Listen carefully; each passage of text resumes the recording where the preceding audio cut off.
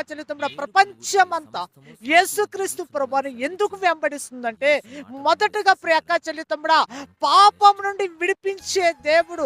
మన పూర్వీకులు మనిషిలో ఉన్న పాపాన్ని తీసేయటానికి ఎన్నో యాగాలు, ఎన్నో బలియాగాలు చేశారు, కానీ మనిషిలో దాగి ఉన్న పాపాన్ని తొలగించలేకపోయారు. ప్రియ అక్క చెల్లితమ్ముడ, యేసుక్రీస్తు ప్రభువారే పాపం నుండి విడిపించటానికి మానవుడిగా దిగొచ్చి మనిషిలో ఉన్న పాపాన్ని కడగసేసే దేవుడు, కడిగి పరిశుద్ధపరిచే దేవుడు.